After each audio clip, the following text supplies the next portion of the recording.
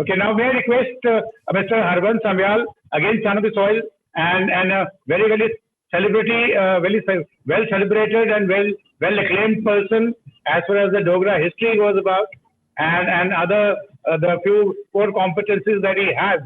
And I can assure you, whatever interaction I've had with him, and I've found out that he's very, very close to the Dogra culture, and his heart throbs, though he is outside the state, settled outside in Chandigarh. And same thing, like I can understand, because I also joined Jammu almost after a gap of 42 years. So we'll now have Mr. Harbans Singh Samyal, who will give us a views on the subject. Harbans Singh, sir, please, all yours, sir. Thank you, Brigadier Dhiman. I must begin by thanking Colonel Lalotra for a very enlightening and brilliant analysis. Thank you, sir. Of the consternation that which we are facing today. I begin with, again, the consternation part. If you look at the dictionary, the consternation means a sudden alarming amazement. A sudden alarming amazement or dread that results with utter confusion. If you look at some of the synonyms, they are bewilderment, alarm, terror, fear, panic, fright, and horror. The question is that is this a new thing with us as it happened today? Or was the process already going on for quite some time?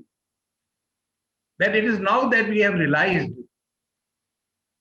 that we are facing with a situation and we just do not know what we ought to be doing. Now, identity of any ethnicity, person, we as individuals, we have multiple identities. I am a Sambyal, I am a Dogra, I am a Jammuite, I am an Indian, and I am a humanist. So I wear all those, I carry all those multiple identities with me. And I don't think any one of them is in contradiction with the other. I am one thing in my family, another in the society, and still another in the bigger world. After 47, things changed, as they must in history. One cannot resist certain forces. But the problem with the Dogras was that they were faced with two alternatives collectively. One was, which was given by Pandit Nehru, Sheikh Abdullah, etc., accept the superiority of the Kashmiri leadership. That is your fate now. Another alternative was given by the Jansangh, Praja Parishad, later Bharatiya Janata Party, and that was merge your identity with the bigger identity of the country. Then you need to be sacrificed. You need to be sacrificed for the sake of that bigger, broader identity. Now, this is a sacrifice which has not been asked of any other community, any other people in the country. In fact, as time has passed, people have carved their own local identities. Himachal was part of Punjab, it became Himachal. Uttarakhand was part of Uttar Pradesh, it became Uttarakhand. Jharkhand was part of Bihar, it became Jharkhand. Their languages are same. All of them have the same language. Uttar Pradesh and Uttarakhand, they don't have different languages. Jharkhand and Bihar, they have the same language. And yet,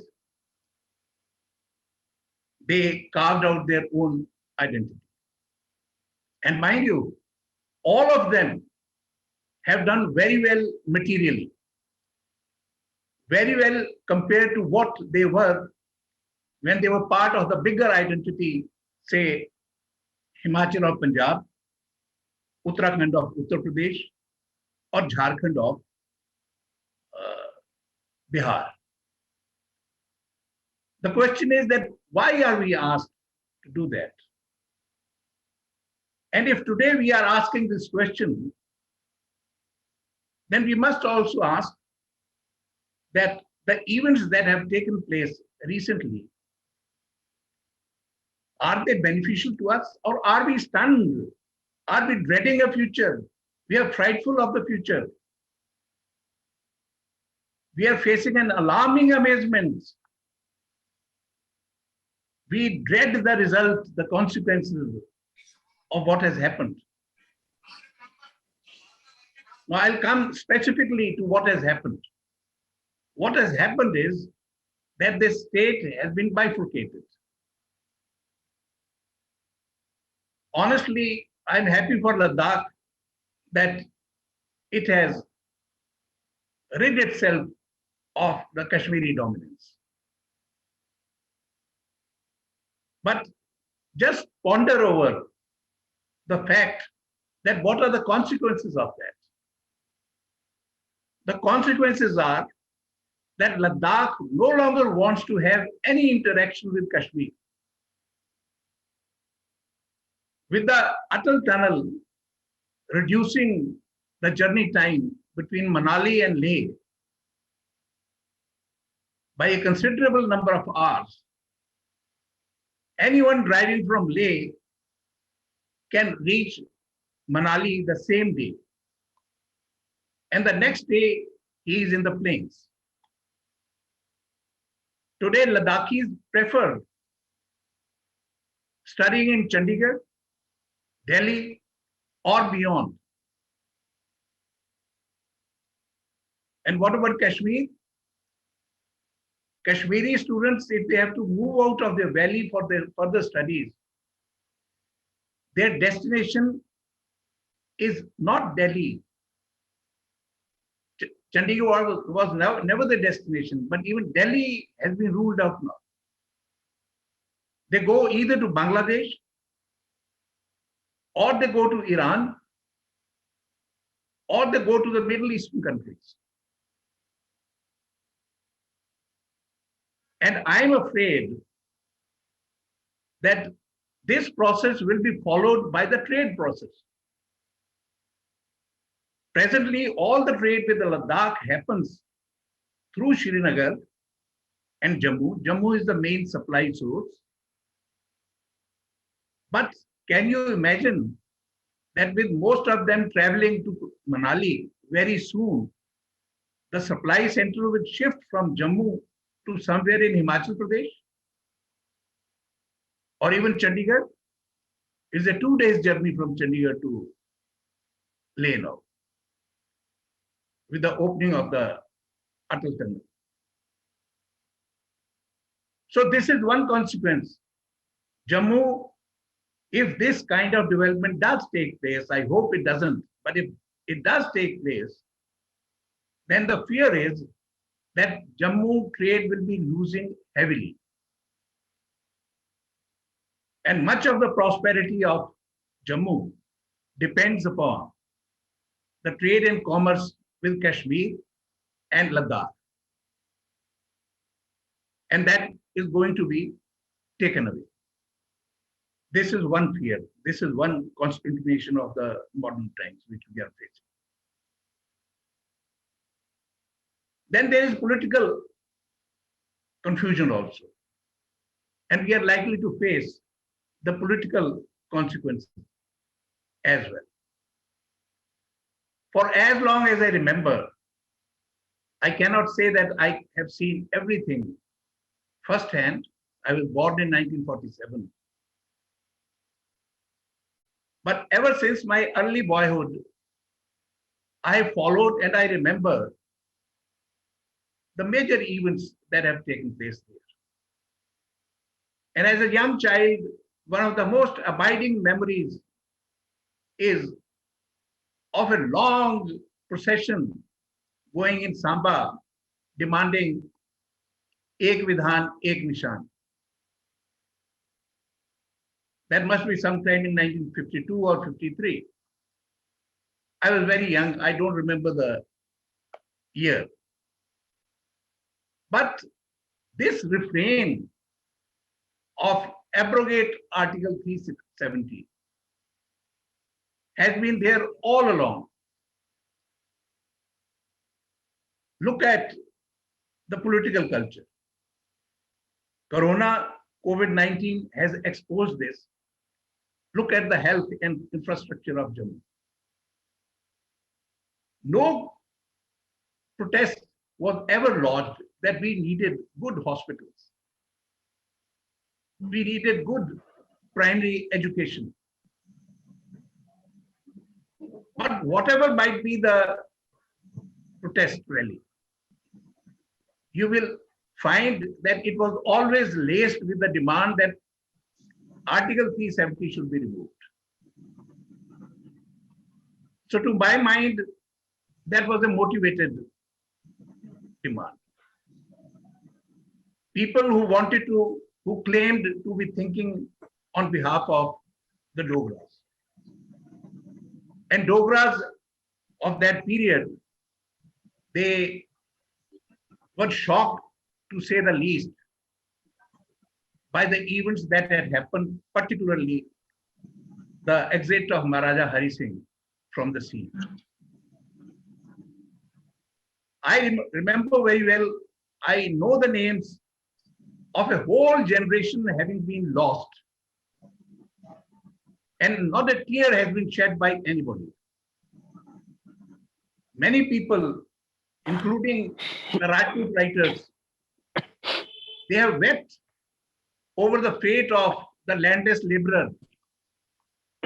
But nobody, no literature, neither poem nor story, nowhere has anyone ever written what happened to those who were suddenly faced with such dramatic changes in their life. It was a generation of human beings. They must have faced certain periods of depression, suicidal tendencies. Not that they actually committed suicide, but they committed suicide in the sense that they drank themselves to death. There were a large number of people. Never before was the Jammu rural side afflicted with the problem of illicit liquor. This came after 1947. Did anybody address? Neither the state addressed it, nor did the center address it. If you look at read carefully the letters, the exchange of letters between Nehru and Dr. Karan Singh, you will find the number of times Dr. Karan Singh has written to him about the fate of Jammu.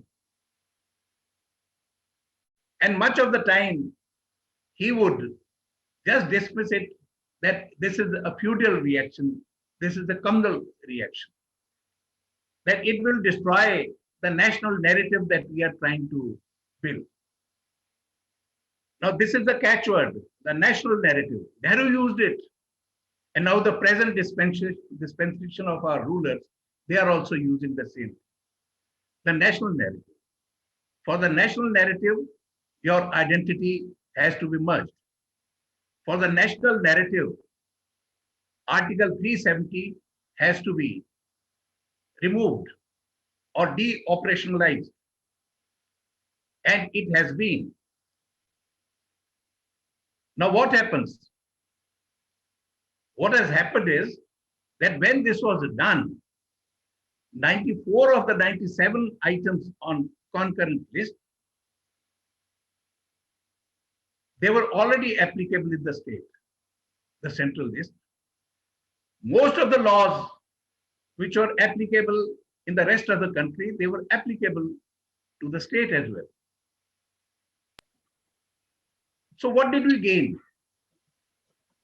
That we have redeemed the pledge that we made in 1950? Nothing beyond that. Many irredentist philosophies, they follow this. They dig up some old claim and they work upon it. So in its arrogance, in its zid, stubbornness, that this is a promise which we had made and we have to redeem it, they did it. Fine, you have done it. You say that it has been done because by the de-operationalization of these clauses, articles, we have given equal right to women. Now, if you read carefully Article 335A, you will find that there is a very clear provision that all changes, I'm paraphrasing, all changes regarding the definition of the permanent resident of the state can be made by the government of J&K, by the legislature. Now, my question is that why wasn't this simple rule followed? Many times earlier, there are examples when exceptions have been made. Exceptions have been made by the legislature. Why couldn't it be done for the women? Congress was twice in power, once with PDP, another time with National Conference. It did not raise. BJP was in power twice with in support of PDP. It did not raise this. The question is, why didn't it raise it? It has made such a prestigious issue at every platform. Every parrot of this party will give you a lecture on women's rights, gender equality. The question is, why didn't they do it? You can say that the Kashmiri leadership did not allow them, but for God's sake, you should have raised your voice. We should have heard that you are trying. You didn't make an effort. So I believe that this is again building a narrative which they are building up. Now, whether that turns out to be good or bad, how it turns out, only history will judge. That is not the subject today.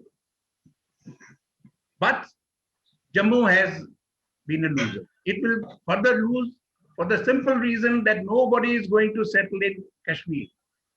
Only those who, without being beneficiaries of the permanent residency, were staying there, they would apply. And we know that with the example of the fate of one of the jewelers, I believe, who was shot dead, that this is the fate that awaits them, the fear, the terror. Who is going to settle there? In Ladakh, nobody can even buy an inch of land there. They will never allow that. Don't underestimate the sub-nationalism of Ladakhis. The Young Buddhist Association is much more aggressive, much more adamant in its choice, and much more committed to its goals. Nobody can buy land there, nobody can settle there. So please conclude. Now we have only Jammu. So Jammu is likely to be swamped by Punjabis. The fear which, as Colonel Lalotra pointed out, Maharaja Hari Singh introduced the provision of state subject. That fear is now very real. Brigadier Dhiman, I will stop here. And if there is time for any intervention, I'll be happy to intervene. Thank you very much. Thank you very much, sir. You really enlightened us.